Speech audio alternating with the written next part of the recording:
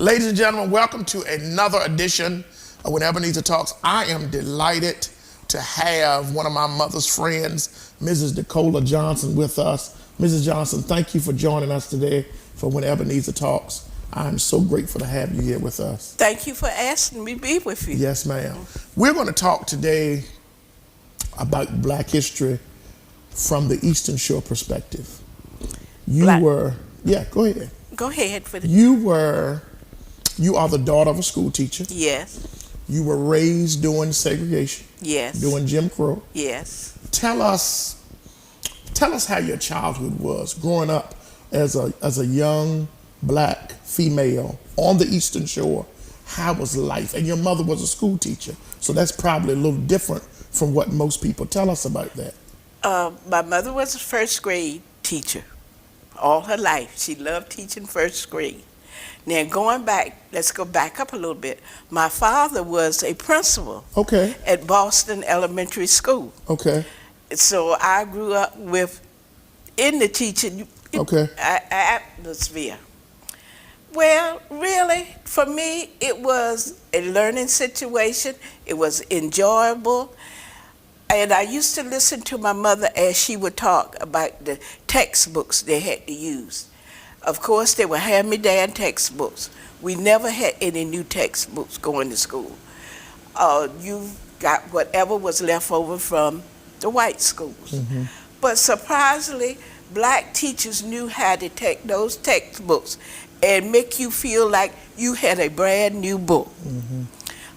Back in the day, reading was Alice and Jerry going up the hill. Okay. All you saw in the book, the little white girl, the little white boy, mm-hmm. with no Black pictures in the books. But like I said, they enjoyed teaching. And the Black teachers made you feel comfortable.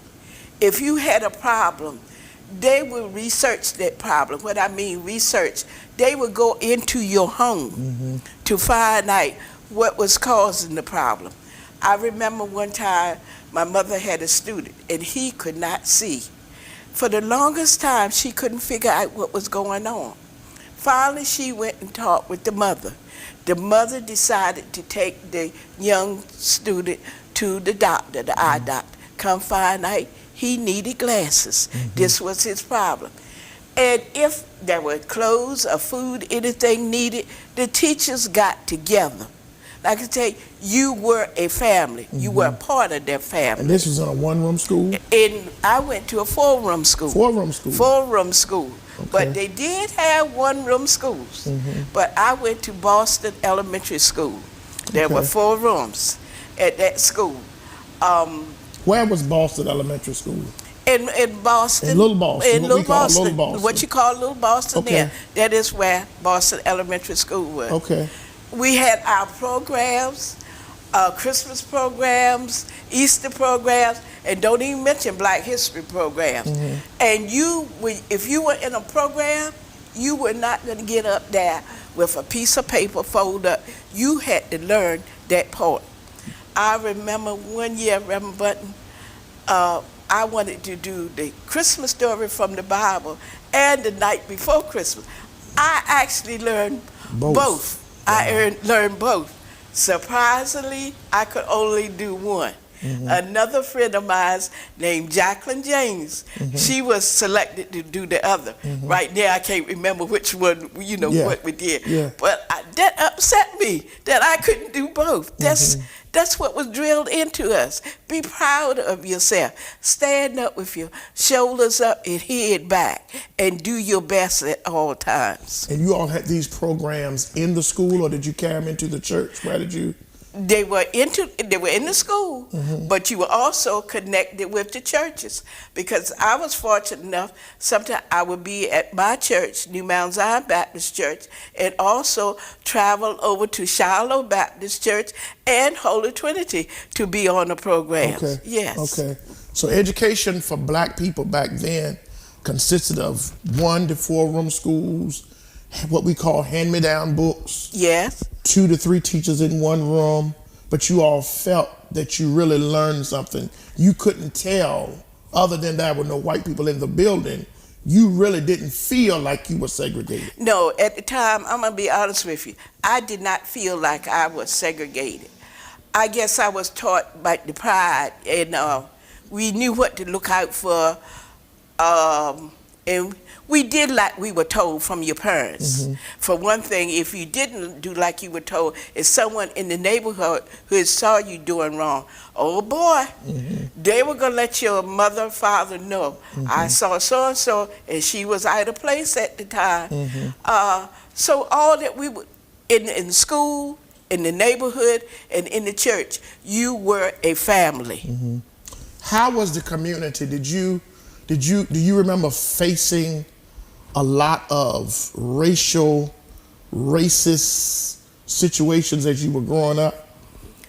No, I'm be honest with you, I really didn't. I don't remember facing a whole lot of racial problems, but I can remember my mother was a teacher, but she lived on Cold Kill Road. Okay. So nights she would have to travel from Cold Kill Road to Little Boston for the parent-teachers meeting. And I can remember different ones telling her, be careful, because there were certain gangs of the other race out stopping people and even going so far as beating people up. Really? But on the Eastern Shore? On the Eastern Shore, yes. Really? Yes. But fortunately enough, she made it. She was safe. I never heard her saying anything about an incident that happened. My mother was more upset with the textbooks and the materials you had to use to teach the black students than she was, I guess, focusing on that. Yes. Yes. How was it? Because a lot of blacks had businesses back then. Oh, yes. Stores in every town. Yes. Tell us, how did all of that, to your remembering, how did all that come to be that so many blacks had businesses, stores, and different kind of businesses? How did that come? Really, I cannot tell you how it really started, but everywhere you went, you would find we used to call them the little country store. And the men would look forward to, I guess on rainy days when they didn't have to work in the field, they would gather at the stores and sit around, laugh and talk and play checkers. They were your community stores. There was one in Boston. Mr. Parker ran the one right next to the school. Okay. And let me tell you what happened to me by that one next to the school. Every evening, we were allowed to go to the store to purchase a candy, sodas, whatever. Well, but I already had one soda bottle in my hand. But I saw this soda bottle under the store. And I said, I'm going to crawl under the store to get the soda bottle, which I did. I crawled under that. The bottle was broken. I didn't know it. Mr. Parker was watching out the window. I could not turn my soda bottle in because it was 3 cents at the time and you could buy some candy with it. He would not accept my soda bottle because he saw me go under the store and he thought that was the bottle that I had. But this is the way we grew up. Wow. And we could walk from the school. We would walk down Cedar View in Boston to have parties. They would line us up and you had to stay in line. And you would actually walk from the school to Cedar View and up to what was known Herman Edmonds Place. You would go up there for your little holiday parties. That was a good little walk down Cedar View. Yeah, we would go. And walk in a straight line. In a straight line. If you knew who the principal was, Mrs. Bessie Mapp, you were going to stay in a straight line. And so you lived through that. You lived in a home with parents who were educated. Yes. You went to church every Sunday. Every Sunday, I remember going You to church. worked in the church. Yes.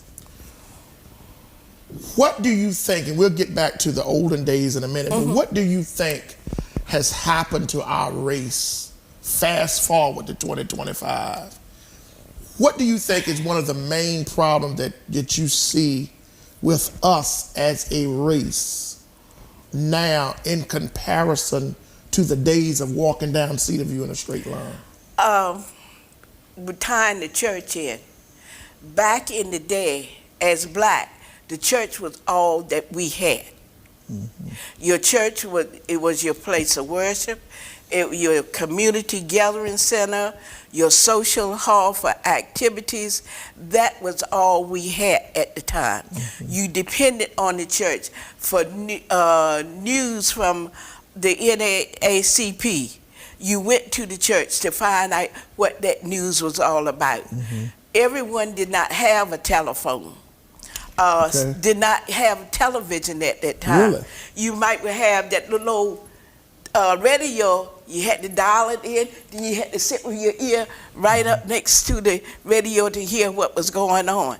But even with the radio, they did not broadcast the news like they're broadcasting it near. So you had to depend on your church and your ministers to carry the black folks through to give them the information they needed.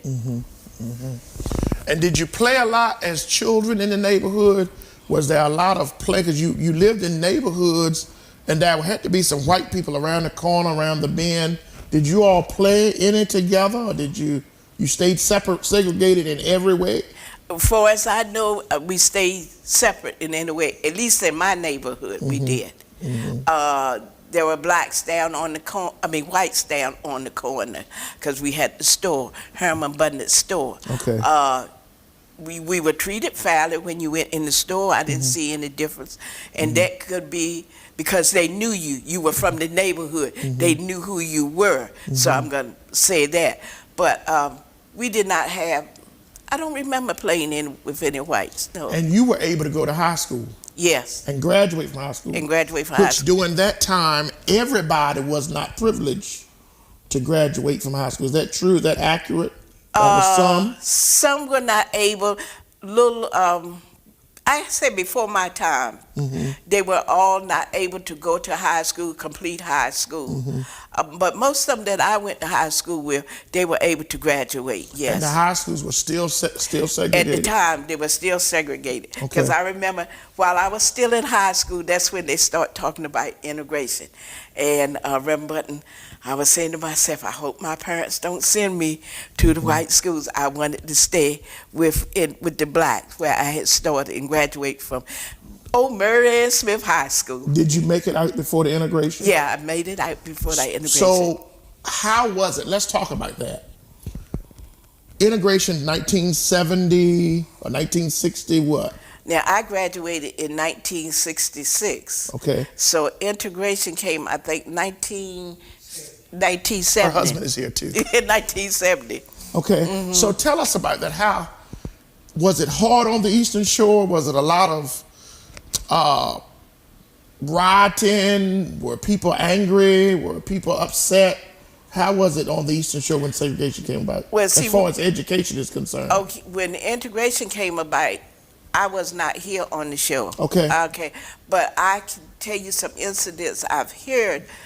One of our church members, back to Jacqueline James, she was the first black to go I've heard that story, yes. Yeah, to go to Central. And she tell us that the first year she was there, no one would talk to her.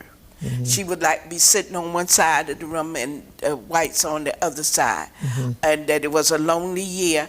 But she never said of any incidents where was anyone violent towards her or anything like that. I think mostly they just stayed away from her till they, became familiar with her.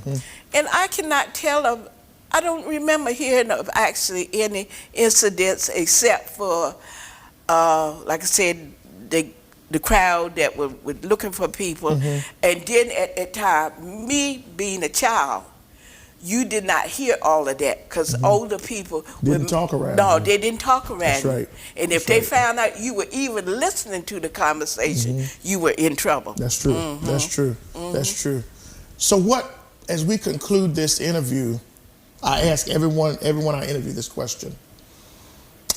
Living through what you've lived through, you've lived through segregation, you've lived through integration, you worked in the school system.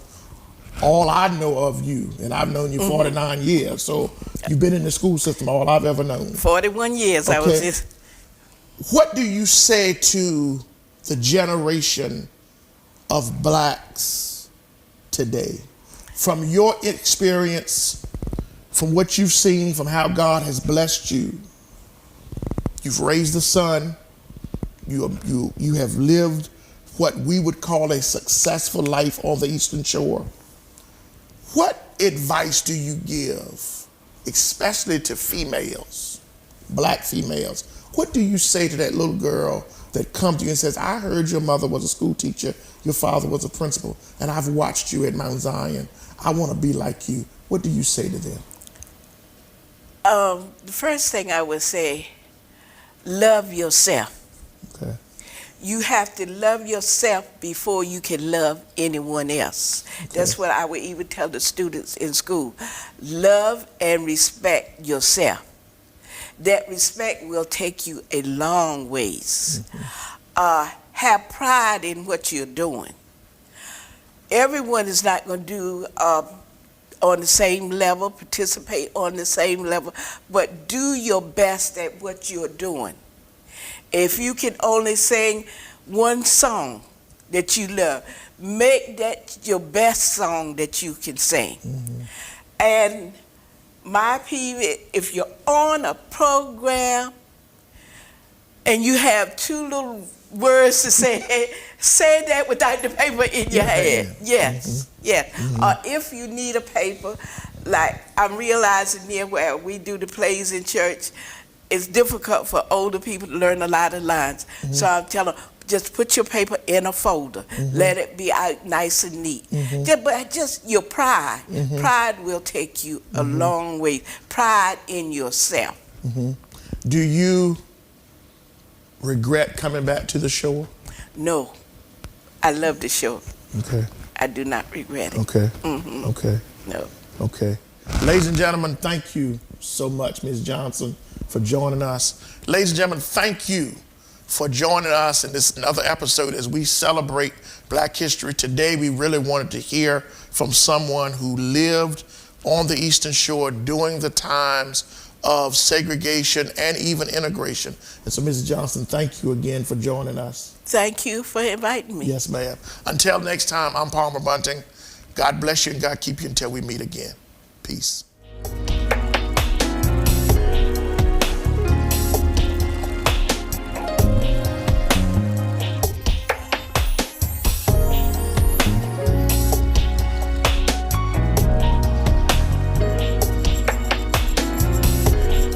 Ladies and gentlemen, welcome to another edition of When Ebenezer Talks podcast. I am Palmer Bunting, and I am elated to have Mrs. Jacqueline James with us. Thank you, Mrs. James, for coming. Her husband's sitting over in the corner, y'all watching us. We promised him one camera view, and so Dominique's gonna get him one camera view before we end this interview. Mrs. James, thank you so much for joining us today. You are undoubtedly Black history in real time on the Eastern Shore. You are the first African-American person to integrate a high school, Central High School in Accomack County. Tell us about that year. Before we get, let's rewind, let's back up. Because before you got to high school, you were in segregated schools. Right. As a child, elementary, primary. So tell us about your upbringing, your family, and how it was going to a segregated school. I'm sure it was a one-room school. No, it was 4 rooms. 4-room school, 4 okay. Rooms. Yeah, tell us about that. Okay, so as you've been told, I am Jacqueline Wise James. I grew up in Boston, which is a little town right in the Painter area. I had 2 siblings, and of course my parents. My parents always raised us to believe in what we were doing. They taught us how to treat people, how to be nice to people, to do the right thing by people, even if they don't treat you. Now, I went to Boston School, which was a 4-room, and I went there the 1st, 2nd, 3rd, 4th, 5th, 6th, and 7th grade. I graduated in 7th grade. And wow. Of course, it was an all-black school. And that was a very good experience because I was with my own and we had fun growing up, and that's just how it was then. Never ever thinking that it would be any different otherwise. So when I left Boston School, of course, I went to Marion Smith. I did go there for 2 years. which was still segregated. And so this is how my life began as a young child. I also went to Shiloh Baptist Church, which was right up the street from where I lived. So, of course, every Sunday we went to church, and my parents just instilled in us, again, to always just be good to people, no matter what they may do to you. And as a young child growing up, sometimes it wasn't always easy to be nice to people that weren't nice to you. But 90% of the time, that's what we did, because this is what we knew. We saw it as an example from our parents, how they treated people. So we kind of like live what we learn. And when you look at what your parents are doing, it's a reflection. And this is how you become the person that you are. And this is how I have become the person that I am, growing up in Boston area. And that was just the beginning of my growing up in my childhood. And so let's fast forward. You graduate 7th grade. It's now time to go to high school. There's talk of integration, talk of the black children being put together to be educated with the white children. Tell us about that. Your dad comes home and says, Jackie, you're going to Central. And how did that come about? Okay, well, let me just step back. In 1954, the Supreme Court had ruled that segregation was unconstitutional. After that law was passed, many schools in the South, Alabama, Mississippi, Arkansas, they started the integration process. Mm-hmm. And they did that, and not without incidents. Things were happening. Kids had to be escorted to school with the National Guard. Some parents had to take them. But it would be 10 years later when the NAACP in Accomack and Northampton County decided it was time to integrate the schools in these counties. So I lived in Accomack County, and the NAACP had two ladies from the lower part of the county, Bernice Griffin, who was my aunt, and Mrs. Lavinia Beckett, who are now deceased. But anyway, they started down in the Painter area. And what they did was they went to different houses to get parents to sign up for their children to integrate Central High School, which was the lower part of the county. And in the spring of '64, this is when about 10 or 11 parents signed up their kids to go to Central. And they did their applications, took them to Accomack. And, as the summer went about and everybody was just playing, and it didn't bother me. My father had signed me up as well. But, it was okay because I was going with maybe around 11 more people, so that was fine. But towards the end of the summer in August, my father came in one day and he said, everyone has withdrawn their applications except one. And of course, I just looked at him and I said, wow. Not even thinking, it's not me, I know. And I said, well, who is that? And he said, it's me, it's your mother and I. We did not take your application up there. He said, you will be going to Central. And I said, no, I'm not going. He said, oh, you are going. And of course, I just kept saying I wasn't going. Then I started to cry, because I was a 15-year-old, and I was going to be a sophomore when I started to Central. But he insisted, you are going, and this is just the way it's going to be. So, of course, I wasn't that happy. End of August, early September. Anyway, when school came about and it was time for me to go to Central, I remember that morning, my father went to work, and I'm saying, he's going to work. He's not even going to see me get on the bus. And he said to me, he said, you'll be fine. The Lord's going to take care of you. Well, again, I'm a 15-year-old. Yeah. So 15-year-olds don't want to hear that. And they don't know nothing about the Lord going to take care of them. Exactly. Yeah. That was, the Lord, okay. My mother was at home, and she said, you will be fine. And I'm saying, I'll be fine, but they're not going. I am the one that's taking this big step. Anyway, the school bus came in front of my house, picked me up. And as I stepped upon the bus driver, she did greet me and say good morning. I'll never forget her name, Mrs. Julia Guy. Very nice lady. She was very polite. All the students were sitting in the back. There was nobody sitting up front, which was very ironic because here they were all sitting in the back, which is not the norm. Yeah. But anyway, I sat behind the bus driver. These were white children. These were all whites. And you were the only black. I was the only black on the bus, but all the whites were sitting in the back. And I sat behind her, and she just told me her name, And she said, I hope you have a good day. And I don't know, I just said, okay. And as I was riding to school, I could see the people in the fields looking up, because just about everybody knew by that time there was one black child going to Central. And they were looking up and they were waving, and I kind of waved. But my thoughts were, what's going to happen when I get there? Mm-hmm. Because when we don't know the unknown, it makes us very nervous and anticipation. So we went on to school, and as we approached the school, of course I had knots in my stomach and my voice, whatever. I was just really, really nervous, really. I was scared.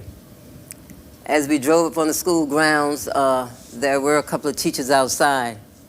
So everybody got off the bus, and they all went their way because no one said a word to me. The teachers greeted me. They told me who they were, what classes they were teaching, where my classroom would be. And the students never said a word. They just looked at me. And of course, there was nothing for me to do but just walk along. As the months went past, about 3 months, no one said a word to me. So it was a very lonely and scary time, those first 3 months. So now you're talking about November. Yeah, this is around November when nobody was talking to me, from September up to about the latter part of November. And at that time, 2 young ladies, when I was in the cafeteria, they came to me and asked me if they could sit with me. Well, of course, I wasn't going to say no. I was just glad to have somebody to talk to me. And they sat down, and we just talked about our teachers, the classes, and they asked me how did I like it there, and I said, I like it. I mean, what else was I going to say at the time? Yeah. And of course, just about every day they would sit with me, and the other students would just look at me, still go on about their business. Finally, as time went on, there were a few other students who would look at me and they would smile, but didn't say anything. And I know their parents were telling them, don't say anything, she'll go away. She's not going to stay there, not if no one's talking to her, not saying anything. But just a step back, my parents said, don't let anyone deter you from what you're doing, and you know you're doing the right thing. And they always said, if you don't stand for something, you may fall for just anything. And there were parents in the neighborhood who had said to my father, don't let her go, because there are going to be consequences. They might burn your house down, they may do something. But because my father and my mother both were very strong in their convictions, they said, you're going. That's just the way it is, you're going. And my father never told me this, but later he did say to me, he heard a conversation at the hospital, was where he worked. And he heard someone talking, saying, I knew they were going to back out. And so when he heard that, and this was just before we started school, he said, well, there'll be one that won't back out. So he was on determined. This day, this person will not back out. Mm-hmm. So he was more determined than ever once he heard that, because this is what the people were hoping for. And anticipating. And pretty much felt like, oh, it'll never happen. Mm-hmm. It will not happen. And of course, because I did go, it did happen. Mm-hmm. And of course, I went there for 3 years at Central High School, my sophomore, my junior year, and my senior year. Mm-hmm. But the second year, a couple of other students had joined me. Mm-hmm. And by the third year, a few more came.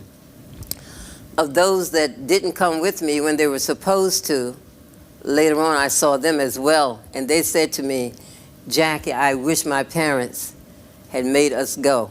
Really? And I said, okay, well, now it's a little late. And they said, well, we just wish our parents were like your parents, made us go. I said, well, I understand why your parents didn't, because they were looking at the South. Kids down there were having a real difficult time integrating. Anytime you got to be escorted to school by National Guard, your parents had to take you, or relatives. It was a very serious time down there. You didn't face that day, first day, were there deputies at the school? Or nobody. Were there any black teachers at the Nope. were there no black teachers that had been appointed to Central at that particular year? There were no blacks at all. I was the only black student in the whole school for that whole year, 64, 65 school year. Wow. Not one black person. So you made it through your first year, sophomore year. I made it through the sophomore year. Went through the summer, fall of '65, you start your junior year. Did you feel better that first day of school and that starting that year? Because you had some more people there that year. Well, yeah, I did feel better, but by the time I started, because before the school ended, you know, the kids some were talking to me. Mm-hmm. Some even asked, "Are you coming back next year?" Mm-hmm. And of course, oh, yes, I'm coming back.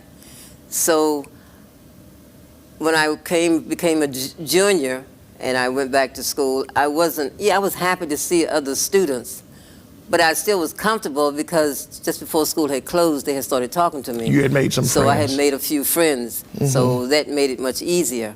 I mean, it's a lonely time when you are the only black in an establishment, school, wherever, and no one is talking to you. Nobody's talking to you. You're eating alone.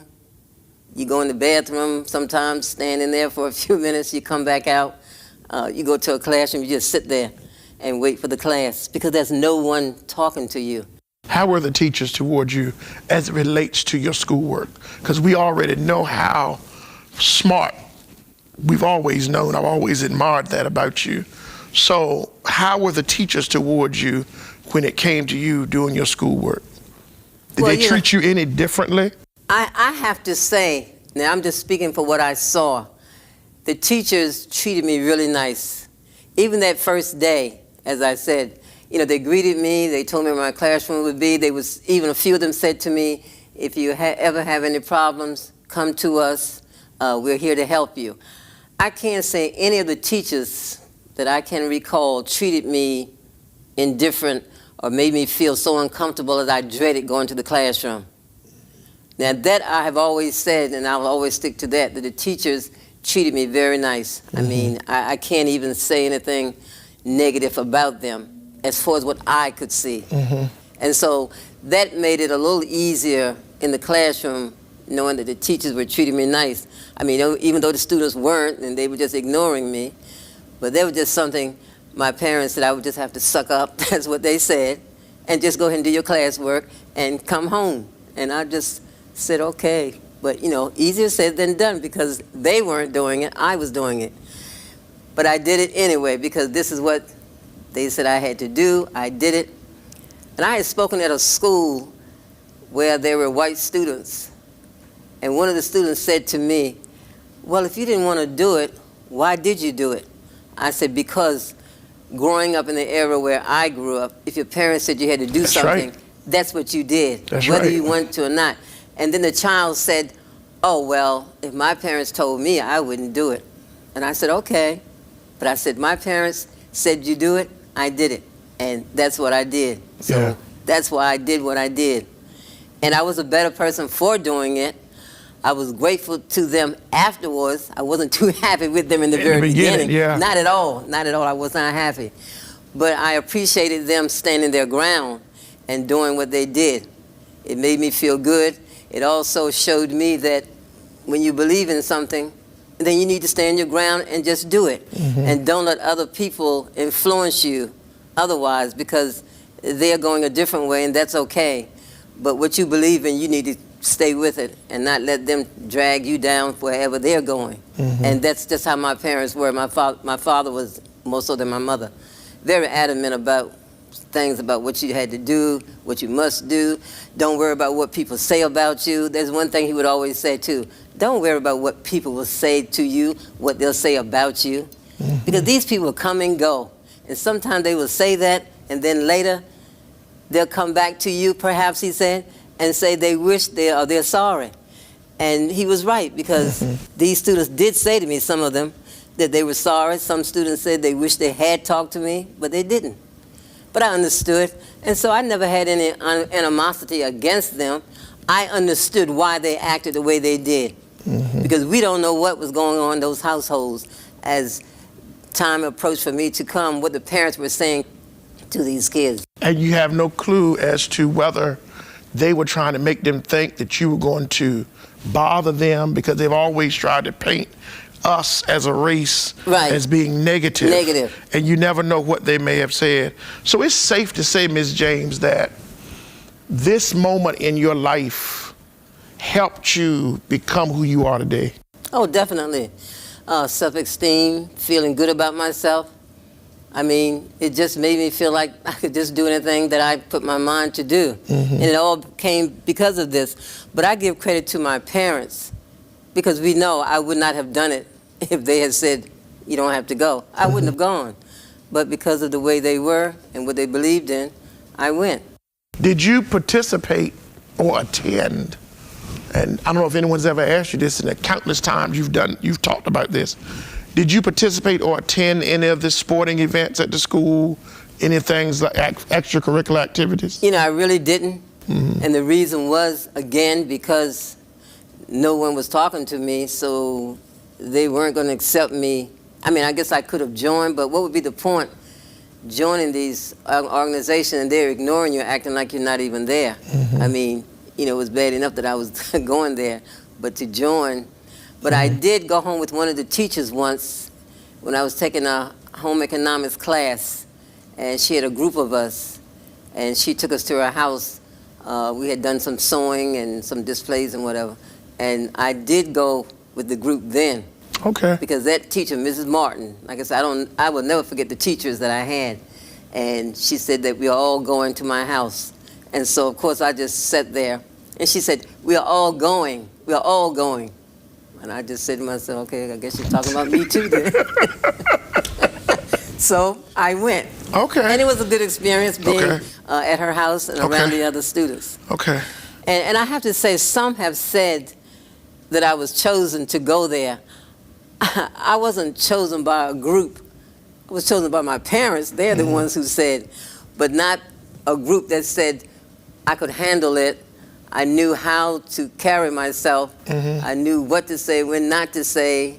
As you said, not being all negative and with an attitude. I still kept my composure. I still smiled. And that's just who I was and who I am. And that's how I made it through. Wow. Did you receive any, and I'll use this word again, negativity from your own race, other than the students and parents telling your father, other than other men telling your father and mother they wouldn't send their children, don't send your child? Did you receive any negativity from the children maybe in your community that you played with, were friends, or in your church? Did they shun you or talk, tease or poke at you any for being that sacrificial lamb, if you will, to go to Central? No, well, not really. Some did say to me, why do you want to go there? Or if you go there, you might think you're, and I've never really said this, but they said, oh, you going there with the white children, so now you may think that you're white. better than. And I said to them, never better than, just as good as. And that again is something my parents told me. Never think you're better than, but always know that you're just as good as anyone else. And so I told them, I said, I'm just as good as they are. I'm not no better, but I'm as good as they are, and I don't think that I'm white, if this is what you're thinking. No, that is not the issue. I said, but I'm just going there. And I said to them, you had the same opportunity. You could have gone. And I told you, some of them said to me, they wish their parents had. Sent them. And those that weren't even signed up to go said they wish their parents had signed them up to go so that their parents would have pushed them to go. I mean, but this is just how they felt. This was afterwards. Because a lot of them, I'm sure, didn't want to go anyway. And when the parents withdrew their applications, they were very happy, I'm sure. And so you fast forward, you graduate. How was graduation for you? Because you were the first black to integrate. Did they say anything special that you remember on graduation night? Well, you know, when I graduated, this was, there were two other students who had come when I was a senior, and there was Helen Sample and Jane Matthews. So when I graduated, there was three of us that graduated. Helen Sample, Jane Matthews, and myself. So, I mean, they never acknowledged anything about my being there. I mean, that was something they didn't never acknowledge, never said a word about. I don't know what they said among themselves, but they never said it openly to anybody. And I guess as time has passed, as time went on, I mean, they never talked about me being there, not to my knowledge. I mean, I never heard anybody say that they ever. But some of the students, as I said, when I would see them in the streets, and they would say, things to me, and they enjoyed me being there. One girl said, "We enjoyed having you there," but that was all after we had graduated. Yeah. And maybe their mindsets Had changed. had changed. And the times had changed. And the time had changed. You're right. Yeah, times had changed. And that is why when they would greet me and they would hug me, and I'm saying some of these students never even batted an eye at me. But then when I see them in the store or out, they go like, "Hi, Jackie. Oh, how are you?" Because remember, I left and I went to North Carolina, at Kittrell College in North Carolina, and then I came back and I went to New York. So I was in New York for quite a while. So it kind of just smoothed over. And I'm not saying everybody forgot, but then when I returned here, and I would meet some of the students, and they would say, "Oh, where have you been? I haven't seen you. Oh, you lived in New York, whatever." And then they would just, hug me. "Oh, good to see you," and etc. So, but I was just never angry, because I knew that being angry, it just wasn't going to help me anyway. It was over and done with. I had done it, and that was the end of it. So when I see these people, even today when I see some of them, and they come to me and we'll be talking like old times, and they'll even say to me, "Oh, remember when Mrs. Henderson, who was a French teacher, very nice lady, remember when she said, you can't talk English in here, you must speak French?" And I said, "Yeah." I said, "She was a nice teacher," and I just leave it at that. I don't even say anything negative to them about anything. Graduate, go to college, move to New York, and marry the love of your life. And you've been married how many years? Well, March 26th coming, it will be 55 years. 55 years. And you have children and grandchildren? We have 2 sons, and then I have 4 grandchildren.